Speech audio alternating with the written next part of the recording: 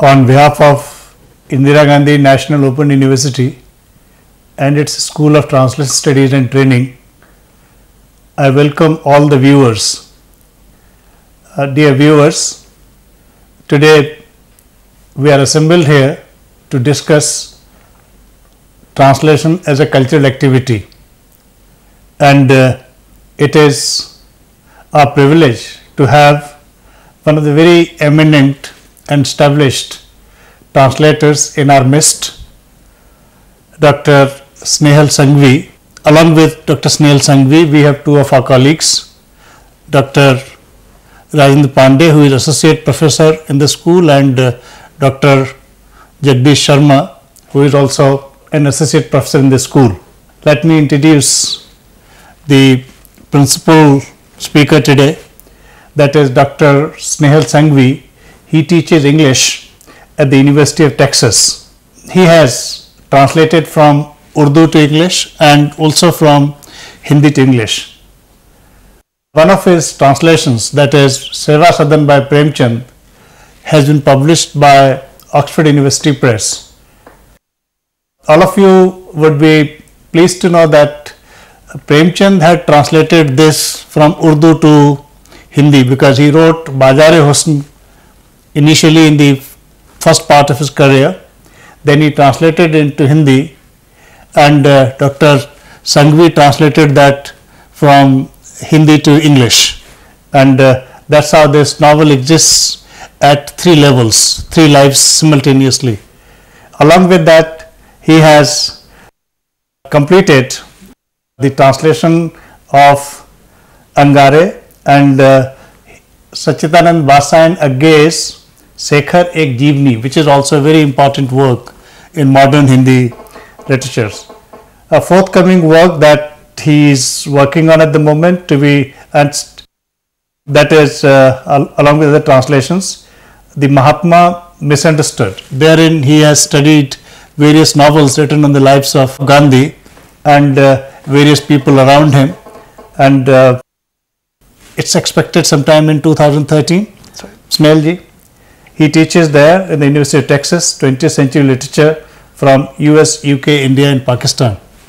Sanghvi ji, most welcome to IGNOU, also to the School of Translation Studies and Training. Thank you for having me.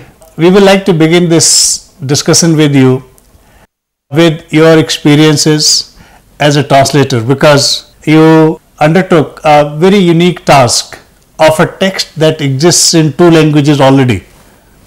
So you had source texts, not source text. Right.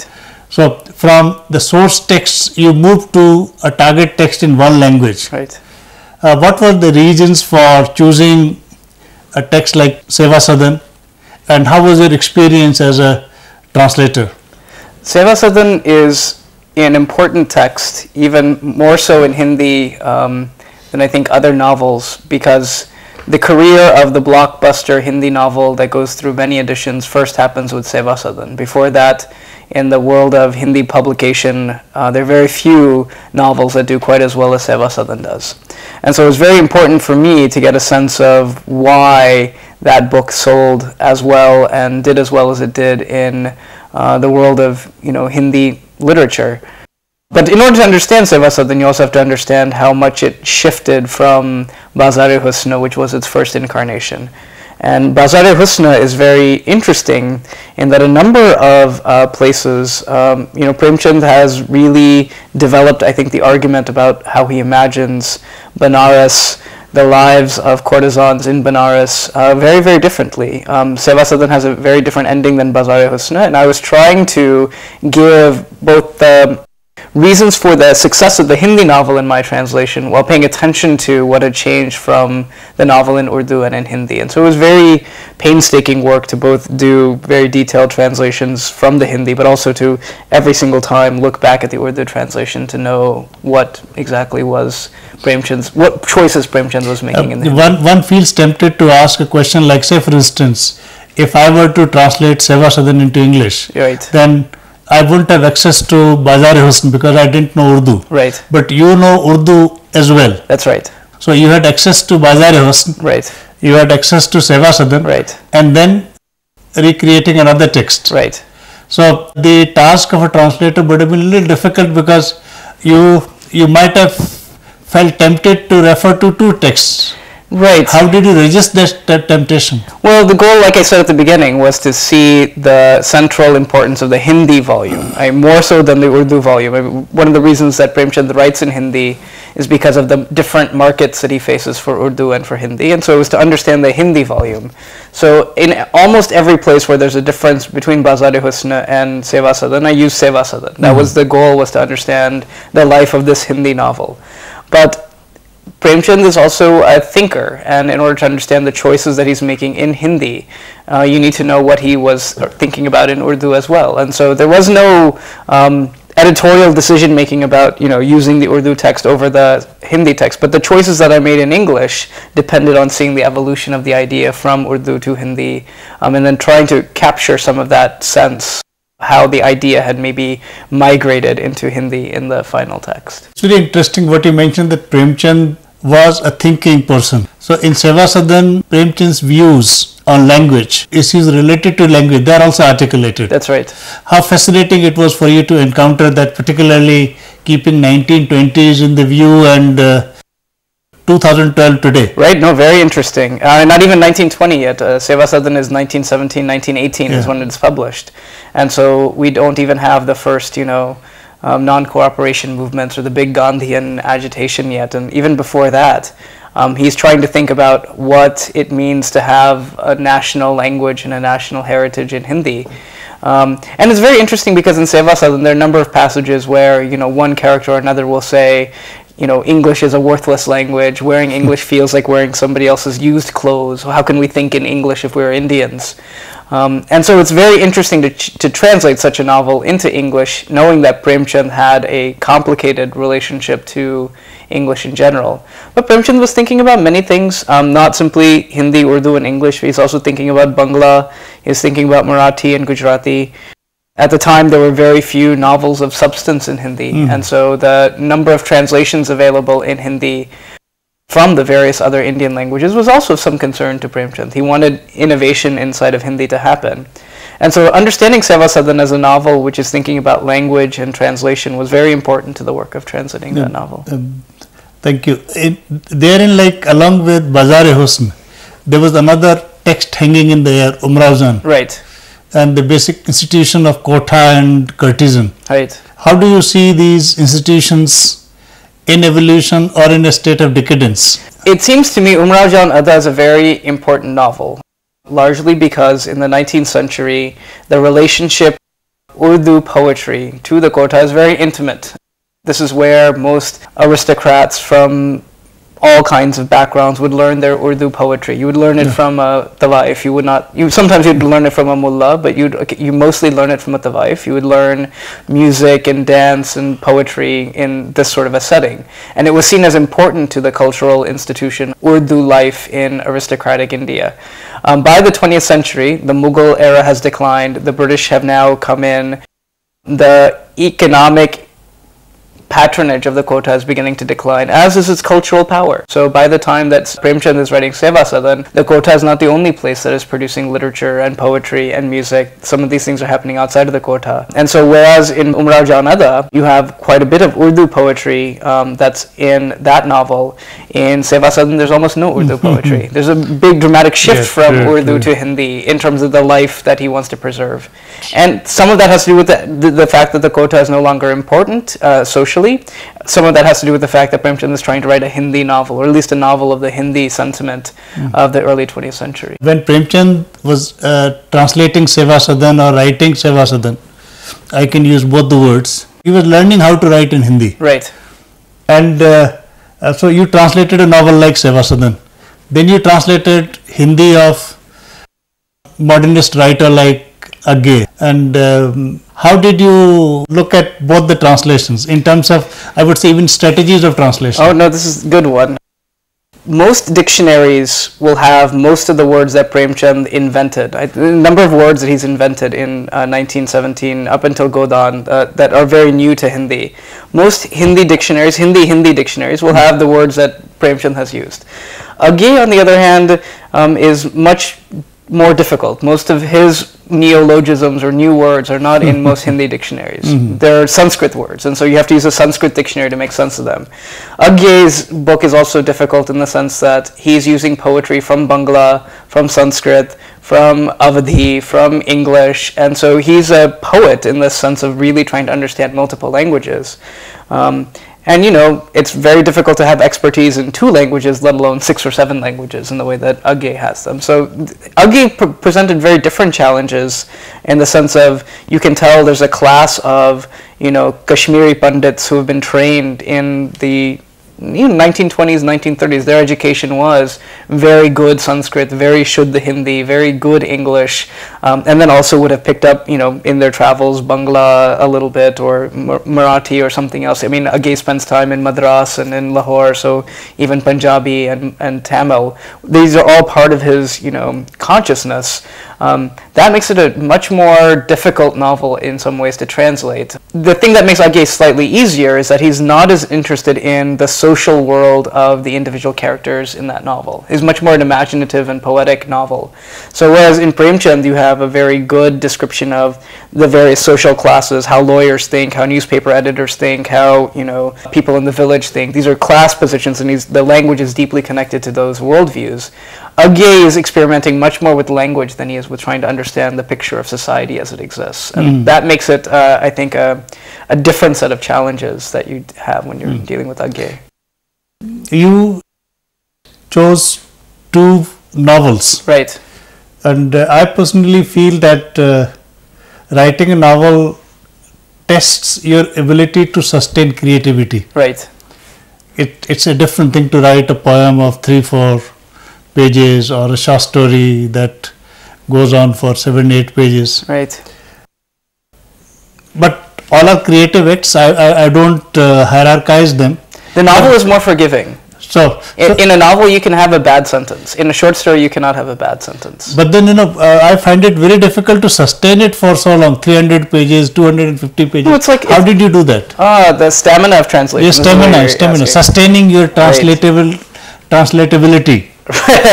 No, this is a tough question because translating 500 pages takes 9 months to a year to do. It's not an easy thing. You have to sit for a few hours every day and work on the translation. And then sometimes, choices that you've made 9 months ago, you don't remember by the time you're making them, 9 months later at the end of the novel. So you have to go back constantly and reread and polish and re-examine what you have translated.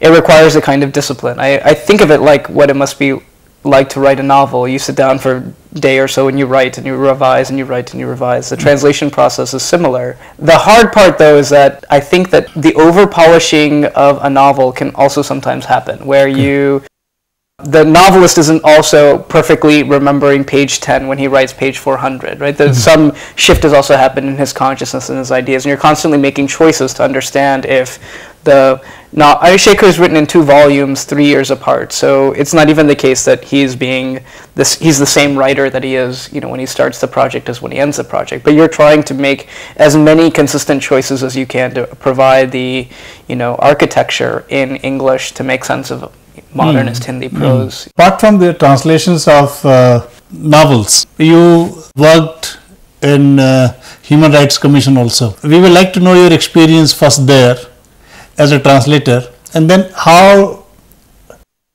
did you manage translating a literary text and translating almost legal lexicon? I was a translator for a human rights doctor and for a human rights attorney who were doing interviews for people from India and Pakistan seeking asylum in the United States. The interviews are not really legalistic. They're more narrative. You're asking people what has happened, why are they seeking asylum, what are the issues that they face in their home countries, and why are they coming to the United States, so that legally a court or a doctor can understand what has happened to them.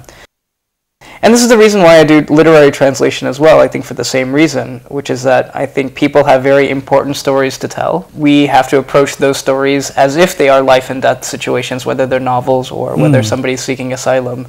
That getting the narrative correct and understanding, sometimes when people are telling the truth and sometimes when they're telling the lie, understanding what that narrative is very important to the story of human rights and the story of literature. I think that this is one of the hardest things about, translation in general is you're not only trying to convey the literal meaning of a sentence, you're also trying to understand what is the situational context in which that sentence is delivered. So somebody can say, I was abused by the police, and in one context that can be a real, genuine expression of victimization.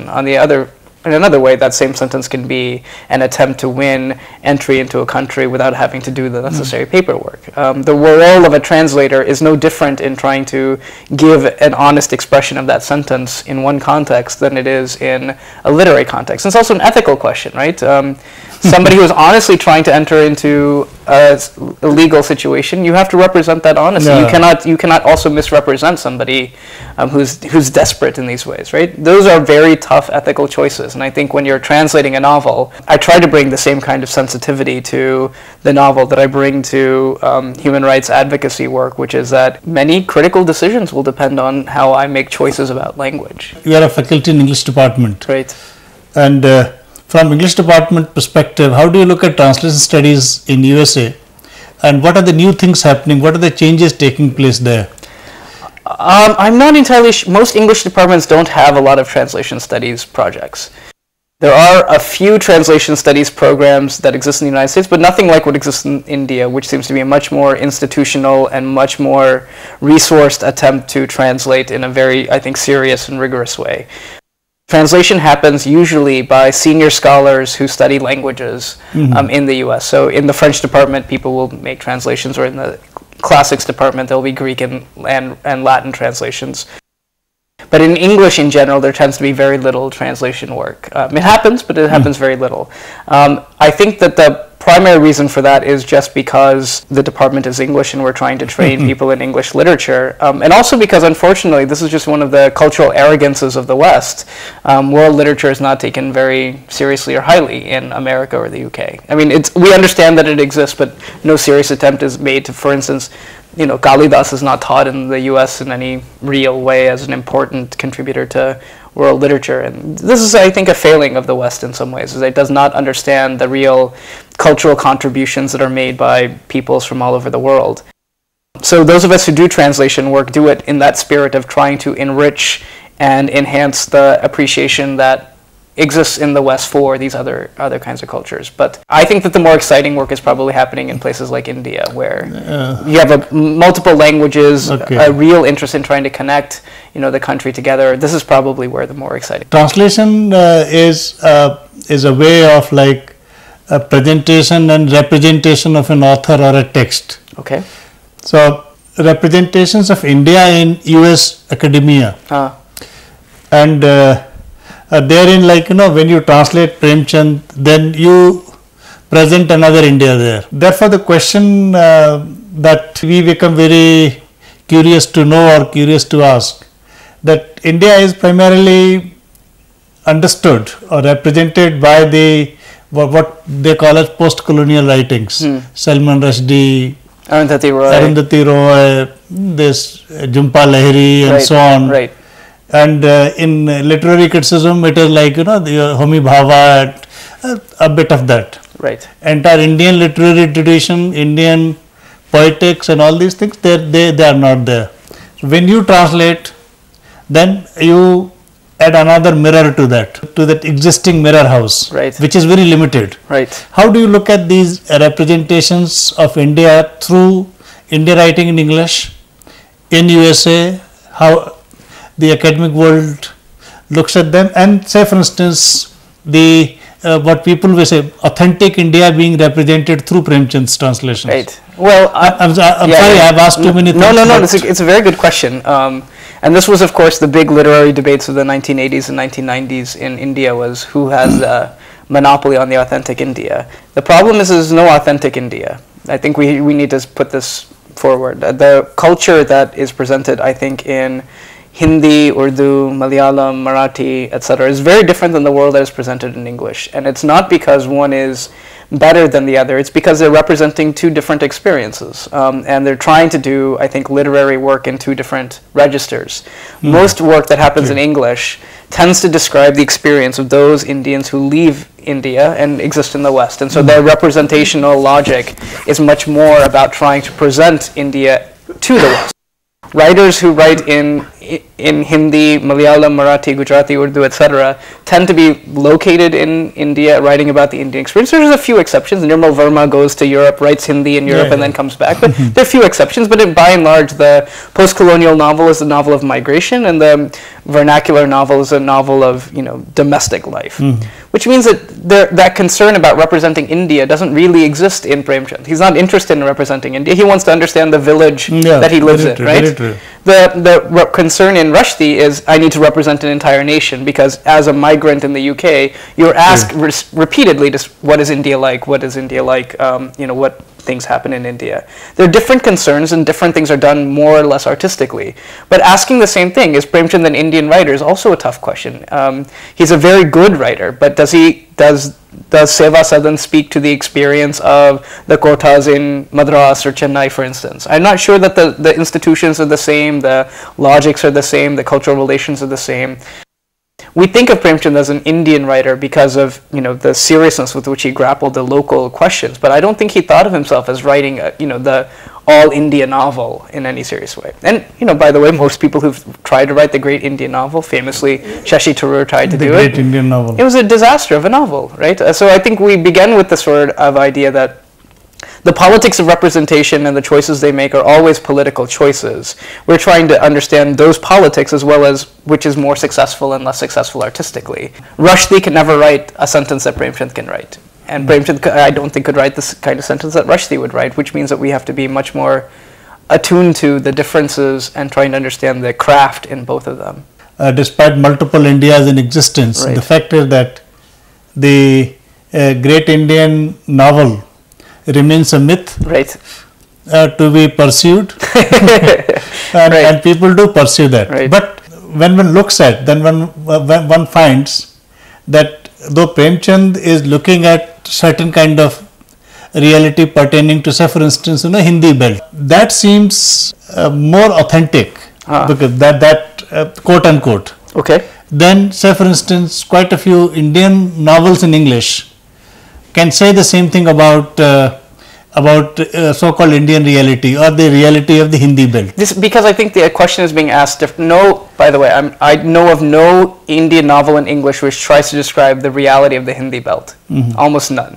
Anita Desai's novel tries to do something like this. One of them tries to do something about what small town life is like. Upamanyu Chatterjee tries to understand, small towns, but nobody understands the Hindi belt. And I don't think in custody deals with the Urdu world, right? But from the perspective of a teacher, right? True. But nobody's trying to understand the life of the Hindi belt. Premchand is trying to understand this life, and so he's asking different questions.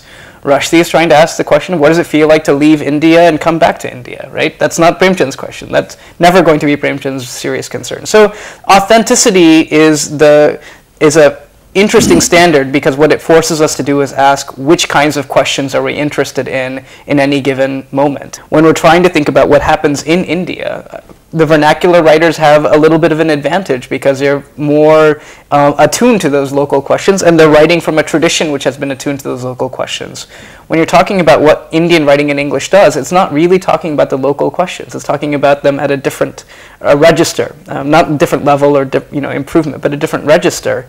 So it asks the questions slightly differently and answers them slightly differently. I also think, and this is important to say, that the tradition that exists in Hindi, in Urdu, in Bangla, in Tamil is a deeper tradition than is the tradition in English writing, right? Very true. Which means that also some of authenticity also means that the years of accumulated tradition and experience that goes into a sentence in Hindi is very different than the accumulated experience that goes into a sentence in English. And those things too also play, I think, a role in our sense that Premchand is better than Rushdie is at certain things related to India. After translating Seva Sadan, how much of your understanding of Premchand changed I think there must have been two different Snehals.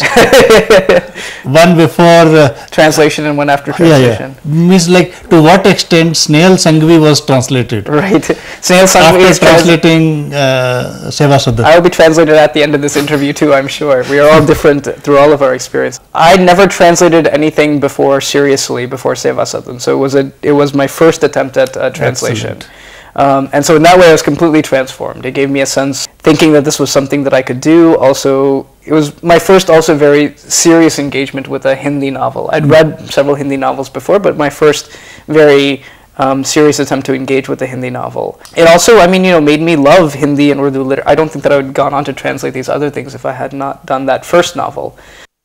But Premchand, I think, is a very different writer. The one that is classically understood in India is the writer of Godan, Gaban, and a few short stories.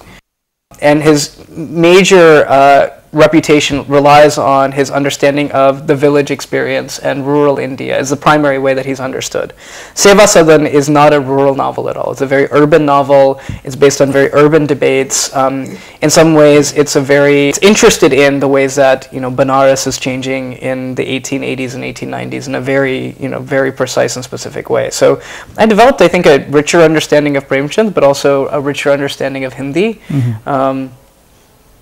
Both of these things I was grateful for the project. In translation, choice of a text is a very significant choice. Political also, right. Ideological or whatever. Right.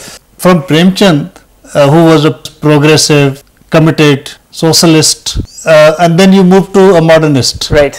How did you make these two choices from Premchand to Agge? Well, when I began the Seva Sadan project, I was interested in some debates that happen in post-colonial theory, especially you must be familiar with Partha Chatterjee's position that at some point in the 19th century the question about women shifted from being a public question to being a private question. Seva Sadan in particular is a novel which challenges that idea, because here is a debate in 1920s about women in public, right? The courtesans are public figures, they're not privately domestic, whatever. So I was interested in it because it asked those questions.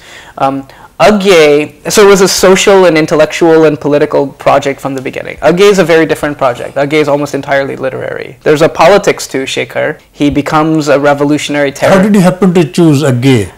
The connections are very much related to my training. So I worked with people at UC Berkeley who were very invested in Agge. I did a class on Agge.